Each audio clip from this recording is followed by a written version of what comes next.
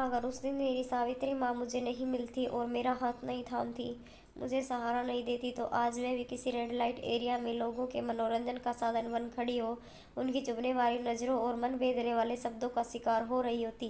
कितनी कठिन जिंदगी होती मेरी आपके बिना, जिसके बारे में सोचकर ही मेरी रूह कांप जाती है। मैं एक 8 साल की लड़की थी जब मैंने जीवन में दुखों के बहुत सारे रंग देखे थे।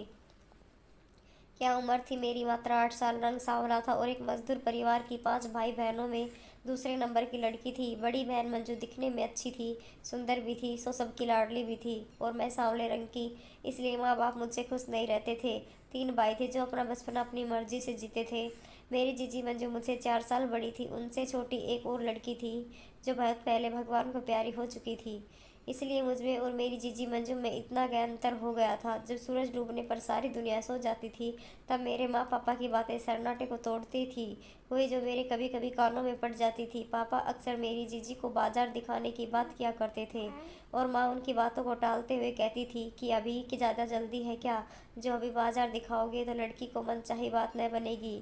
लड़कियों की तो सुंदरता ही भाती है जमाने को, और वह अपनी लड़की के तो बाहर भी न ढंग से नहीं उभरे है, और फिर महीने आने से शुरू हो जाए तो कछु बात बने भी। अपनी बातें मुझे जैसे लोग मन को कहाँ समझ आती थी, वो किस बारे में बात कर रहे हैं, कहाँ समझती इतनी कि बाजार दिखाने के नाम पर हमारे समाज का एक विशेष मजबूरी में या रिवाज के नाम पर अपनी लड़कियों को दुल्हन वाले हाट यानी कि बाजार में बेच देता है, जो या तो उन्हें ऐसे घर में पहुंचाते थे जिन घर में चिरागों की रोशनी मौजूद नहीं हो, या फिर उसे खेल कर वेश्यावृत्ति के कारोबार में धकेल देते थे।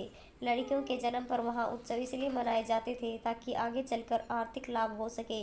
एक दिन सुबह सुबह मेरी माँ मेरी जीजी को खूब सजा सवार रही थी। जीजी भी खूब मन से सज रही थी, लाल लिपस्टिक में, माथे पर बड़ी सी बिंदी, कानों में झुमके, तो हाथों में चूड़ियाँ और पैरों में पायल। दुल्हन की तरह श्रृंगार किया गया था जीजी का। जीजी को इतना सजता संवरता देख मेरा बाल मन भी ललचा गया।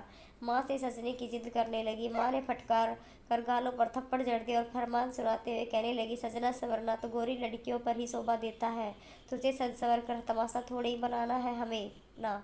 मेरा बाल मन कहाँ माँ की बातों का बुरा मानता, सो मैंने भी हार नहीं माना और फिर सर संवर कर जीजी के साथ जाने की जिद करने लगी।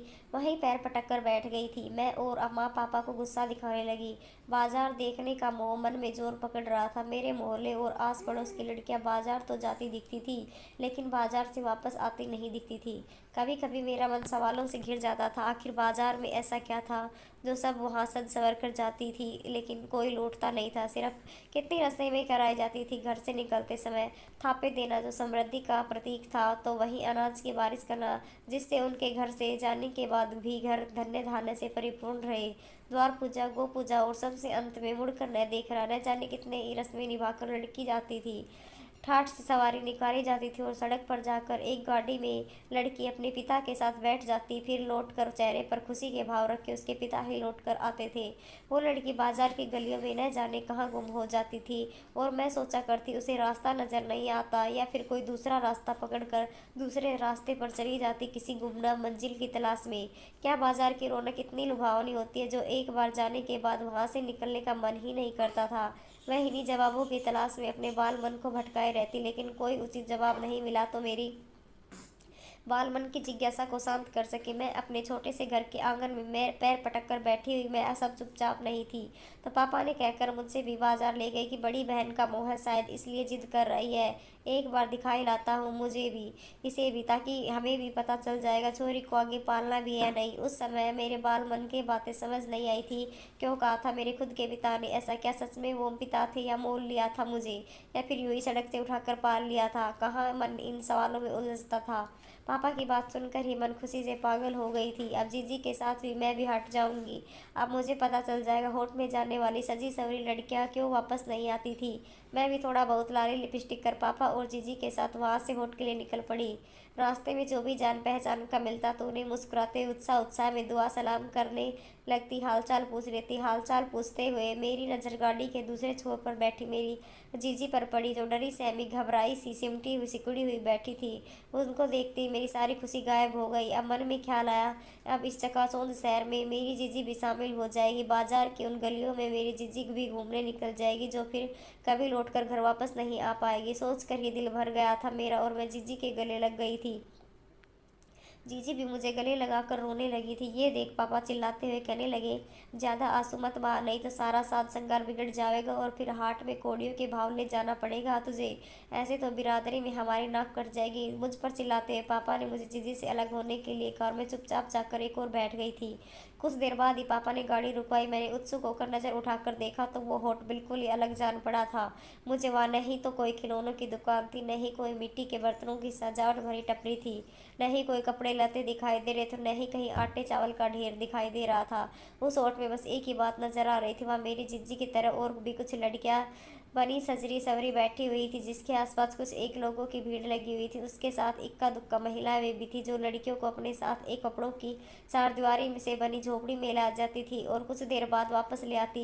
फिर वो साथ आए व्यक्ति से इशारा से कुछ कहती थी और बनी ठनी लड़की के पिता की ओर एक सफ़ेद लिफाफा बढ़ाती, जिसे लेकर वो लड़की को उनके साथ भेज देते। ये कैसे रीत, क्या रिवाज, ये मुझे कुछ भी समझ नहीं आई। लेकिन बाल मन अपनी बाल बचपन की हमराज जीजी से बिछड़ने के ख्याल से बहुत दुखी होने लगा था। कुछ ही देर में जीजी के साथ भी वही सब घटना घटने लगी जो मैं अब तक दूर से दूसरी लड़कियों के साथ घटता देख रही थी। मेरी जीजी को भी एक महिला के साथ उसी कपड़ों की चारदीवारी में जाना पड़ा। वहां जाकर क्या होता था ये मुझे बिल्कुल भी पता नहीं था। जिज्ञासा हुई जानने की, सो जीजी के पीछे पीछे मैं भी चली गई।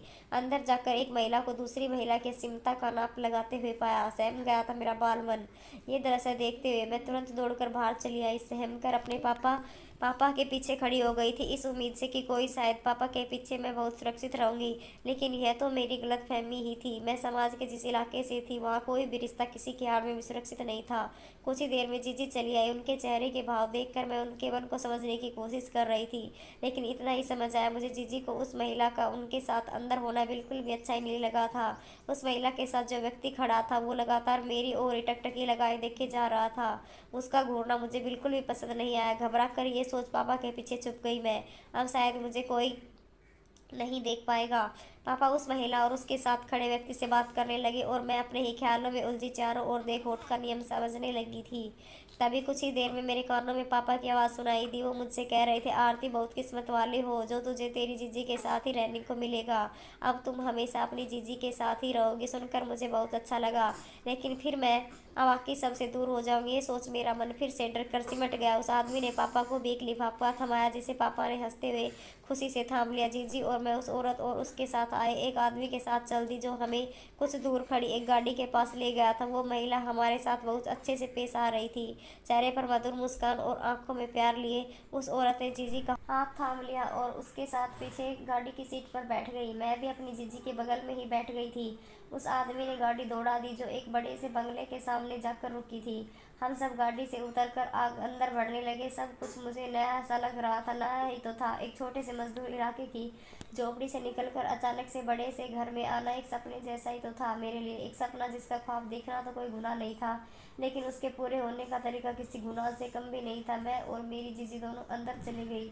वो घर बेहद ही खूबसूरत था, जिसमें आधुनिक तौर की सभी सुविधाएं मौजूद थी। घर के सामने एक थोड़ी सी बुजुर्ग महिला बैठी थी, जिसे देखते ही हमारे साथ आए हुए लोगों ने देखते ही उसे सलाम किया और हमसे भी करने को कहा गया था। उस औरत ने हम दोनों को ही अपने पास बुलाया और जीजी की ओर घूरते हुए वो साथ आई महिला से पूछने लगी, मालती अच्छे से नाप तोल करके हिलाई है ना इस लड़की को? इस घर की वंशवेल बढ़ाने में सक्षम होगी कि नहीं? ये दिखने में तो ये सुंदर लग रही है, कोई दाग धब्बा तो नहीं है ना शरीर पर? यह सुनकर कई सवाल मेरे मन में भर आए। वो बूढ़ी औरत किस बारे में बात कर रही है और जीजी को उस घर में क्यों लेकर आए हैं? वही पता चला औरत का नाम रेवती है, जो उस बूढ़ी औरत से कह रही थी कि सब देखभाल करके ही तो लाई हूँ अम्मा। इस मालिक की नई रखेल को मालिक को भी यही पसंद आई है। अब आप समय दिखवा लें अपने गुरु महाराज से कि कब किस घड़ी और किस नस्तर में इसे मालिक के कमरे में भेजना है अम्मा। मुझे उनकी बात समझने की कोशिश कर रहे इधर उधर देख रही थी। मुझे ऐसा लग रहा था जैसे अचानक से ही मेरी दुनिया बदल गई हो। वहाँ उठने बैठने खाने पीने से लेकर रहन सहन बात करने का तौर तरीका सब बिल्कुल ही दूसरी दुनिया के जैसा लग रहा था मुझे। मैं सब समझने की कोशिश कर रही थी, तभी उस बूढ़ी औरत की आवाज़ सुनाई दी, जो फोन पर किसी आदमी से बात करते हुए कह रही थी, गुरुजी जैसा आपने कहा वैसा ही किया गया है। दुल्हन वाले होठ से छोरे के लिए लड़की चुनकर घर आ गई है। आप अब सही समय देखकर बता दो किस समय दोनों का मेल होना ठीक रहेगा। सुनकर मैंने जीजी की ओर देखा, जो मेरे साथ में ही खड़ी हुई बहुत ही घबराई हुई सी थी। दोस्तों, अगला भाग देखने के लिए वीडियो को लाइक और चैनल को सब्सक्राइब जरूर करें। हम जल्दी आपके लिए दूसरा पार्ट लेकर आएंगे।